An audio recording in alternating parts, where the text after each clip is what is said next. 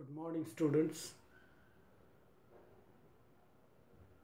आपण सर्वांनी बी com part 2 या कोर्ससाठी ॲडमिशन घेतलं, त्याबद्दल मी आपल्या सर्वांचं अभिनंदन करतो. माझ्या या ऑनलाईन क्लासमध्ये आपल्या सर्वांचं स्वागत करतो. विद्यार्थी मित्रो, बी कॉम या प्रोग्रॅममध्ये पार्ट 1, पार्ट 2, पार्ट 3 असं 3 टप्प्यामध्ये हा बी कॉमचा प्रोग्रॅम तुमच्यासमोर विद्यापीठाने ठेवलेला आहे. या संपूर्ण 3 वर्षामध्ये तुम्ही वेगवेगळे कोर्सेस अभ्यास करायचे, त्याच्या परीक्षा द्यायच्या आणि त्यानंतर तुम्हाला बी कॉम ही डिग्री मिळत असते. या ठिकाणी आपण जो कोर्स बघणार आहोत तो बिझनेस स्टॅटिस्टिक्स हा बी कॉम पार्ट 2 मध्ये तुम्हाला असलेला एक कंपल्सरी कोर्स आहे. हा बिझनेस स्टॅटिस्टिक्स फक्त बी कॉम पार्ट 2 या वर्गात तुमच्या समोर येतो. It is compulsory, so every one of you have to study this particular course. म्हणजे त्याच्यापासून कोणाची सुटका नाही आहे. खूप वेळा खूप विद्यार्थी म्हणजे जे तुमचे सिनियर्स असतात ते तुम्हाला या कोर्सबद्दल काही नकारात्मक गोष्टी सांगत वगैरे असतात. तर अशा कोणत्याही गोष्टीकडे तुम्ही पूर्णपणे दुर्लक्ष करा. This is one of the best course. It is not that much difficult subject. जेवढे सांगितलं जातं आपल्याला किंवा आपली समज असते किंवा आपला ग्रह असतो तितका हा अवघड विषय नाही आहे. थोडी सिन्सिअरिटी, हार्डवर्क, कन्सिस्टन्सी असे काही गुण तुमच्याकडे जर असतील तर तुम्ही निश्चितच या कोर्समध्ये चांगले मार्क्स मिळवू शकाल. त्यामुळं तुमच्या मनामध्ये जर काही शंका कुशंका असतील, गैरसमज असतील तर ते अगदी सुरुवातीला ते काढून टाका. And let us have some fun enjoyment of learning this particular course what is called business statistics. मी माझी ओळख करून देतो. माझं नाव आहे DN कलंगे. सेमिस्टर 3 आणि सेमिस्टर 4 या दोन्ही सेमिस्टरमध्ये बिझनेस स्टॅटिस्टिक्स हा जो कोर्स आहे तो मी तुम्हाला शिकवणार आहे. So we will be together for this whole academic year. आणि त्यामुळं माझी विनंती आहे तुम्हाला म्हणा किंवा माझं सांगणं आहे तुम्हाला असं म्हणा की तुमच्या मनामध्ये काही शंका असतील, तुम्हाला काही विचारावंसं वाटलं तर तुम्ही निशंकपणे मला त्या शंका विचारा. त्या शंका मला येत असतील सोडवता तात्काळ तर मी लगेच तात्काळ सोडवून तुमच्या शंकांचं निराकरण करेन. समजा मला त्या येत नसतील तर त्याचा मी अभ्यास करून त्याची उत्तरं तुम्हाला नक्की देईन याची खात्री बाळगा. सो लेट अस स्टार्ट आवर कोर्स बिझनेस स्टॅटिस्टिक्स. आता हा जो कोर्स आहे, so you have to take this course in 2 semesters, semester 3 आणि semester 4. दोन्ही कोर्ससाठी बिझनेस स्टॅटिस्टिक्स पेपर 1 आणि बिझनेस स्टॅटिस्टिक्स पेपर 2 असे 2 पेपर तुमच्या समोर येतील या कोर्समध्ये. आता तुर्तास आपण सेमिस्टर 3चा विचार करूया. या सेमिस्टर 3 मध्ये एकूण बिझनेस स्टॅटिस्टिक्स या कोर्सचा जो सिलेबस आहे तो 4 युनिटमध्ये डिवाइड केलेला आहे. ते 4 युनिट कोणते आहेत? ते unit number 1 it is introduction to statistics. Unit number 2 is the measures of central tendency. Unit number 3, measures of dispersion. And unit number 4, analysis of bivariate data, correlation and regression. असे 4 unit आहेत किंवा तुमच्या भाषेमध्ये की आपल्या नेहमीच्या भाषेमध्ये तुम्ही 4 चॅप्टर आहेत असं म्हणू शकता. ते याचा आपल्याला अभ्यास करायचा आहे. Now let us have a quick look on the details of the units. त्यातलं जे पहिलं युनिट आहे त्याचं नाव आहे इंट्रोडक्शन टू स्टॅटिस्टिक्स. आता तुमच्यापैकी किती लोकांनी कोणकोणत्या पातळीपर्यंत स्टॅटिस्टिक्सचा अभ्यास केला आहे याची मला काही कल्पना नाही आहे, पण मी असं गृहीत धरून चालणार आहे की you don't know anything about the statistics. So we will begin from the zero. That is the starting point. त्यामुळे आपण काय अभ्यास करणार आहोत, आपण कशाचा विचार करणार आहोत, तर right from meaning of the word statistics. Statistics या शब्दाचा अर्थ काय आणि त्याचा स्कोप काय. स्कोप म्हणजे 2 प्रकारे त्याचा विचार केला जातो. एक म्हणजे काय की तो अमुक एखादा विषय आपण शिकल्याने त्याचा आपल्याला कुठं कुठं उपयोग करता येऊ शकतो. The scope in the sense of applicability, त्याचा उपयोग. आणि दुसरं मिनिंग काय तर स्कोप म्हणजे हा विषय अभ्यास केल्याने आपल्याला व्यवसायात नोकरीमध्ये कोणकोणत्या संधी उपलब्ध होणार आहेत. सो आता या ठिकाणी आपण जे डिस्कशन करणार आहोत ते म्हणजे स्टॅटिस्टिक्स हा विषय काय आहे आणि त्याचे कॉमर्स रिलेटेड वेगवेगळ्या क्षेत्रामध्ये काय ॲप्लिकेशन्स आहेत, त्याचा स्कोप काय आहे याचा आपण बेसिकली विचार करणार आहोत. त्यानंतर स्टॅटिस्टिक्समध्ये सगळ्यात महत्त्वाचा किंवा त्याला आपण बझवर्ड ऑफ द स्टॅटिस्टिक्स असं म्हणू तो म्हणजे डेटा. डेटा ज्याला मराठीमध्ये आपण सर्वजण माहिती म्हणतो. आता ती माहिती वेगवेगळ्या प्रकारची असू शकते. तर हे डेटा जे आहे त्याच्यामध्ये त्याचे टाईप्स पडतात. डेटाचे 2 टाईपचा आपण अभ्यास करणार होतो, प्रायमरी डेटा आणि सेकंडरी डेटा. त्यानंतर हा डेटा कलेक्ट केला जातो कोणावरती, म्हणजे आता फॉर एक्झाम्पल मी तुमच्या वर्गातल्या सर्व मुलांची माहिती विचारून घेतली, म्हणजे कोणत्या प्रकारची, त्यांची नावं विचारली, त्यांचे पत्ते विचारले, त्यांचे मोबाईल नंबर्स घेतले, तर हा एक प्रकारचा डेटा आला माझ्यासमोर. मग माझ्या दृष्टिकोनातून प्रत्येक विद्यार्थ्याचं नाव name of the student is a variable, बदलणारी गोष्ट आहे. Mobile number of the student बदलणारी गोष्ट आहे, इट इज अ व्हेरिएबल. आता हे व्हेरिएबल किती प्रकारचे असतात. There are 2 types of variables. One is the discrete, another one is the continuous. So आपण त्याचे डेफिनेशन बघणार आहोत, त्याची उदाहरणं बघणार आहोत वेगवेगळे. त्यामुळे अमुक एखादा व्हेरिएबल डिस्क्रीट आहे की कंटिन्युअस आहे हे आपल्याला तात्काळ सांगता येऊ शकेल. त्यानंतर डेटा हा आपल्याकडे आल्यानंतर त्या डेटाचं पुढं काय करायचं, त्या डेटावरती काही प्रक्रिया करणं. We have to process the data. आणि ह्या डेटा प्रोसेसिंगच्या ज्या स्टेप्स सुरू होतात त्याच्यामध्ये the very first step is the classification and then comes tabulation.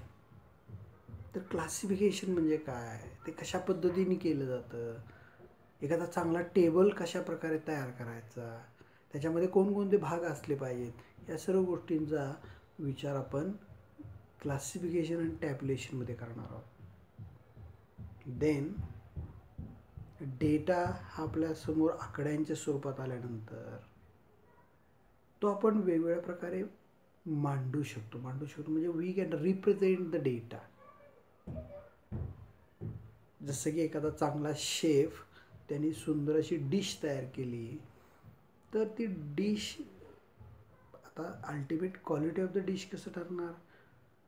What is the taste of the food. पण आता ज्यावेळेला आपण चांगल्या हॉटेल्समध्ये वगैरे जातो त्यावेळेला टेस्टी डिशेस कशा येतात आपल्यासमोर? ते डेकोरेट करून देतात आपल्यासमोर. त्यामुळे काय होतं की त्याची व्हॅल्यू ॲड होते त्याच्यामध्ये. कस्टमर अधिक सॅटिस्फाय होतं त्याच्यामुळे. त्यामुळे एखादा डेटा हा डेटा आकड्यांच्या स्वरूपात आपल्यासमोर आहे, तो आपल्याला मांडता आला पाहिजे, रिप्रेझेंट करता आला पाहिजे. मग त्यासाठी आपण काय करू शकतो? काही डायग्रॅम्स, काही ग्राफ्सचा वापर करून डेटा आपण मांडू शकतो. तर काही डायग्रॅम आणि काही ग्राफ्स आपल्या सिलेबसमध्ये आहेत, त्याचा आपण अभ्यास करणार आहोत. आणि त्यानंतर या चॅप्टरमधला किंवा या युनिटमधला शेवटचा भाग म्हणजे सॅम्पलिंग. सॅम्पलिंग ही जी पद्धत आहे म्हणजे माहिती गोळा करण्याच्या पद्धती आहेत. These are the methods of collecting data. मग त्यापैकी सॅम्पलिंग हे काय आहे? त्याच्या कोणकोणत्या पद्धती आहेत हे आपण या युनिटमध्ये बघणार आहोत. त्यामुळं तुमच्या लक्षात येईल की हे जे युनिट आहे खास करून हे थोडं डिस्क्रिप्टिव्ह टाईप आहे. म्हणजे याच्यामध्ये कमी न्यूमेरिकल प्रॉब्लेम्स असतील, डेफिनेशन्स असतील. म्हणजे we have to write the answers in a textual format. शब्दामध्ये त्या प्रश्नांची उत्तर आपल्याला लिहावी लागतात. त्यामुळे एकूण संपूर्ण पेपरचं ॲनालिसिस करताना हे जे युनिट आहे त्याला आपण डिस्क्रिप्टिव्ह युनिट असं म्हणतो. त्यानंतर second unit of the syllabus, it is the measures of central tendency. आता इथून पुढचे जे युनिट्स आहेत ते कोणत्या टप्प्यामध्ये येतात? स्टॅटिस्टिक्सच्या ॲनालिसिसमध्ये. आता डेटा आपल्यासमोर आला तर त्याचं काय करायचं? तर त्याचा ॲनालिसिस करायचं आपलं. We have to analyse that data. आणि हे ॲनालिसिस करत असताना आपण काय करू शकतो?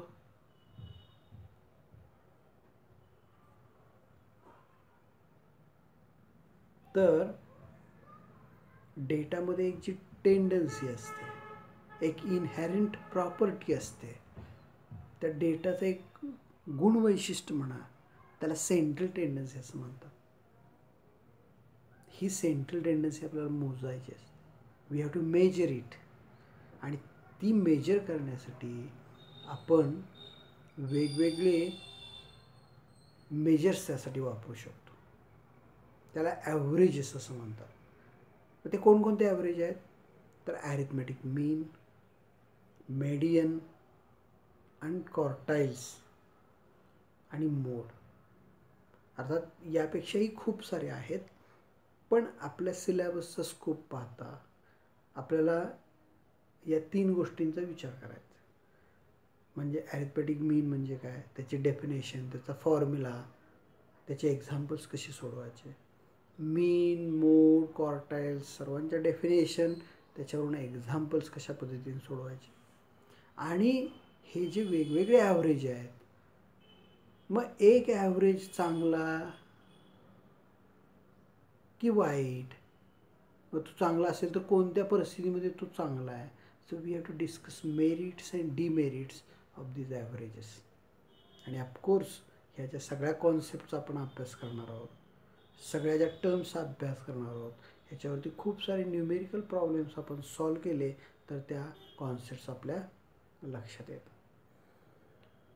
The next unit of the syllabus is the measures of dispersion. म्हणजे अर्थातच आपण सेंट्रल टेंडन्सीचा अभ्यास केल्यानंतर आपल्यासमोर एक प्रश्न पडेल, why do we need to study measures of dispersion, किंवा व्हॉट इज द डिस्पर्शन. तर ह्या प्रश्नाचे आपण डिस्कशन करणार आहोत त्यावेळेला. म्हणजे काय आहे concept? Measures of central tendency आपण वापरल्यानंतर डिस्पर्शन वापरायची आपल्याला का गरज पडते? आणि मग जे वेगवेगळे मेजर्स ऑफ डिस्पर्शनचा आपण अभ्यास करणार आहोत त्याच्या 2 कॅटेगरीज केलेल्या आहेत. एक ॲब्सोल्यूट मेजर आणि दुसरे रिलेटिव्ह मेजर्स. एकूण 4 मेजर्स आपण अभ्यास करणार आहोत. Range, quartile deviation, standard deviation and variance, आणि त्याचे इकडे आहेत ते कोएफिशियंट्स. म्हणजे हे मेजर्स काय आहेत, त्याची डेफिनेशन काय, त्याचा फॉर्म्युला काय. एखादा प्रॉब्लेम आपल्या समोर आला तर त्याचं कॅल्क्युलेशन कशा पद्धतीने करायचं, how to apply that formula to get the answer. आणि ऑफकोर्स एक पद्धत दुसऱ्यापेक्षा चांगली आहे की वाईट आहे, त्याला काय फायदे आहेत का तोटे आहेत, merits and demerits of these measures याचा आपण अभ्यास करणार आहोत. And finally we will study all these measures together by solving some of the numerical problems. त्यानंतर आपण पुढच्या भागाकडे जात असताना इथे एक नवीन गोष्ट आपल्या समोर येईल, ती म्हणजे बायव्हेरिएट डेटा. इथंपर्यंतच्या सगळ्या गोष्टींचा अभ्यास करताना आपण एका व्हेरिएबलवरती कलेक्ट केलेला जो डेटा आपल्याकडे असेल त्याला आपण युनिव्हेरिएट डेटा असं म्हणतोय. पण एकाच वेळेला मी 2 किंवा 2पेक्षा जास्त व्हेरिएबलवरती डेटा कलेक्ट केला. म्हणजे फॉर एक्झाम्पल विद्यार्थ्यांची नावं आहेत माझ्याकडं, त्यांचा मोबाईल आहे. ओके, सो विद्यार्थ्यांचा मोबाईल नंबर हा एक व्हेरिएबल झाला. पण त्या व्यतिरिक्त मी त्यांचा ईमेल ॲड्रेस घेतला तर आता 2 गोष्टी झाल्या माझ्याकडं, एक मोबाईल आणि दुसरा ईमेल ॲड्रेस. सो 2 व्हेरिएबल झाले. प्रत्येक विद्यार्थ्यासाठी ह्या 2 गोष्टी माझ्याकडे येणार. So it is called bivariate data. मग हा बायव्हेरिएट डेटा आहे, त्याचं ॲनालिसिस कशा पद्धतीने करायचं, तर त्यासाठी 2 महत्त्वाच्या स्टॅटिस्टिकल मेथड्स आपल्याला वापरता येऊ शकतात. आणि त्या मेथड्स आहेत कोरिलेशन आणि रिग्रेशन. आता कोरिलेशनचा अभ्यास करण्यासाठी ज्या 3 पद्धती आहेत, पहिली गोष्ट म्हणजे स्कॅटर प्लॉट आपल्याला वापरता येतो. दुसरी गोष्ट म्हणजे त्याचा कोएफिशियंट कॅल्क्युलेट करता येतो की जो स्मॉल आरने डिनोट केला येतो पहा, त्याला कोएफिशियंट ऑफ कोरिलेशन असं म्हणतात. आणि तिसरा आहे तो रँक कोरिलेशन कोएफिशियंट. आता हे स्मॉल आर, कॅपिटल आर ते वेगवेगळे का डिनोट केलेत, त्या दोघांचा काय अर्थ होतो, त्याच्यामध्ये काय वेगळेपणा आहे का, त्यापैकी कोणता आर कोणत्या ठिकाणी वापरायचा, ह्या सर्व गोष्टींची चर्चा आपण ह्या युनिटमध्ये करणार. आणि त्यानंतर रिग्रेशन. आता रिग्रेशनमध्ये आपल्याला शोधावे लागतात लाईन्स ऑफ रिग्रेशन, रिग्रेशन कोएफिशियंट्स, त्याच्या प्रॉपर्टीज आणि त्याचे प्रॉब्लेम्स. अर्थात कोरिलेशन आणि रिग्रेशन ह्या 2 गोष्टी आहे ना, त्या एकदम एकमेकाशी घनिष्ठ अशा आहेत. त्यामुळे त्याचा अभ्यास नेहमी एकत्रित असा केला जातो. म्हणजे कोरिलेशन जर आपल्याला सापडून आलं, म्हणजे कोरिलेशन म्हणजे सहसंबंध, 2 गोष्टींच्यामध्ये काही संबंध आहे का, आणि असेल तर तो काय आहे, म्हणजे संबंध आहे का ह्या प्रश्नाचं उत्तर आपल्याला कोरिलेशन देतो. आणि संबंध असेल तर तो संबंध काय आहे या प्रश्नाचं उत्तर आपल्याला रिग्रेशन देतो.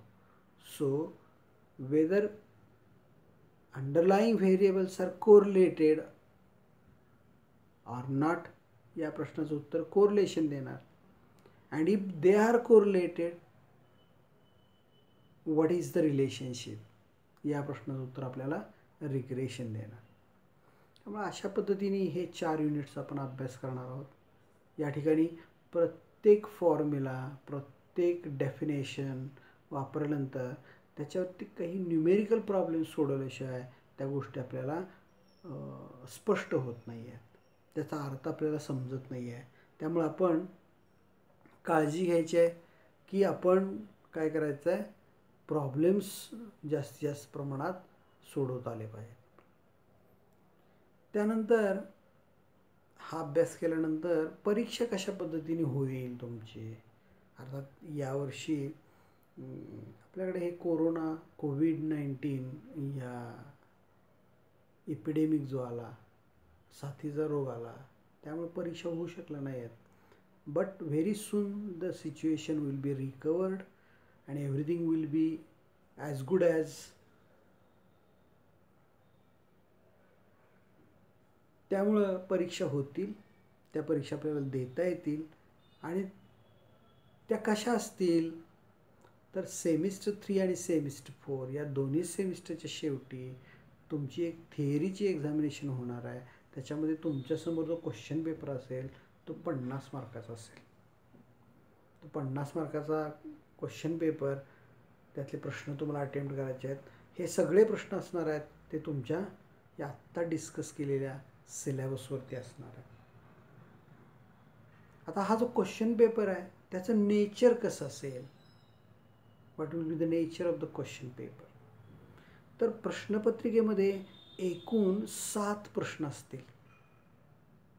7 पैकी पहिला आणि 7वा प्रश्न याच्यामध्ये काही उपप्रश्न म्हणजे ज्याला आपण सब क्वेश्चन असं म्हणतोय, हे 3 असणार आहेत. So attempt any 2 out of 3. 3 पैकी 2 आपण निवडायचे. अर्थात त्याच्यामध्ये 2 थिअरी आणि 1 प्रॉब्लेम असं त्याचं स्ट्रक्चर असेल. तर 3 पैकी 2 आपण निवडायचे. प्रत्येक प्रश्नाला 5 मार्क्स असे 10 मार्क्स असणार आहेत. आणि question number 6, question number 5, question number 4, question number 3 आणि क्वेश्चन नंबर 2 असे जे उरलेले एकूण 5 प्रश्न आहेत, त्या 5 प्रश्न काय असणार आहेत, त्याच्यामध्ये सब क्वेश्चन असणार नाही आहेत. एक पूर्ण मोठा 10 मार्काचा प्रश्न असेल. पण हा प्रश्न विचारताना तुम्हाला it will be a mixture of theory and problem. म्हणजे उदाहरणार्थ 2 डेफिनेशन तुम्हाला विचारतील आणि त्यानंतर एखादा फॉर्म्युला वापरून काही उत्तर काढायला सांगतील. So it will be a mixture of theory and numerical problem. त्यामुळं त्या मार्क्स ब्रेकअप कशा पद्धतीने करायचं, तर हे पेपर सेटरनी त्याच्या सूचना दिलेल्या असतात. पण साधारणतः त्याचं ब्रेकअप असं असते पहा, की 4 मार्क्सची थिअरी, 6 मार्क्सचा प्रॉब्लेम, किंवा 3 मार्क्सची थिअरी, 7 मार्क्सचा प्रॉब्लेम, असं 10 मार्काचं ते ब्रेकअप असू शकतं. त्यामुळं तुम्हाला you will find every problem in the question paper, every question in the question paper will contain a numerical problem. त्यामुळे स्टॅटिस्टिक्सचा अभ्यास करत असताना न्यूमेरिकल प्रॉब्लेम किती महत्त्वाचे आहेत, न्यूमेरिकल प्रॉब्लेम सोडवणं हे फार किती महत्त्वाचं आहे हे तुमच्या लक्षात त्या ठिकाणी येईल. त्यानंतर जर आपण ह्याचा विचार केला तर ह्या 4 युनिट्समध्ये त्याला काय वेटेज असणार आहे, तर साधारणतः एकूण तुमचा 80 मार्काचा पेपर असेल. म्हणजे ऑप्शन सहित मी म्हणतोय, त्यापैकी 50 मार्क जास्तीत जास्त तुम्हाला मिळतात. तर याला साधारणतः प्रत्येक युनिटला 20 चोक 80. पण तसं नाही होत. युनिट नंबर 1मध्ये थिअरी आहे टोटली, त्यामुळे त्याला जरा एक 5 मार्काचं कमी वेटेज येते. त्याच्यावरती 10 किंवा 15 मार्काचे प्रश्न विचारले जाऊ शकतात परीक्षेत. आणि दुसऱ्या एखाद्या युनिटचं, खास करून युनिट नंबर 2चं वेटेज हे 25 जातं आहे, किंवा युनिट नंबर 4चं जाईल, किंवा युनिट नंबर 3चं जाईल. म्हणजे एक चॅप्टर पहिला जो आहे तो 15 मार्काला तर 100% विचारला जाईल. आणि उरलेले जे 3 चॅप्टर आहेत त्याच्यावरती कमीत कमी 20 मार्काचे प्रश्न तुम्हाला परीक्षेमध्ये असणार आहेत.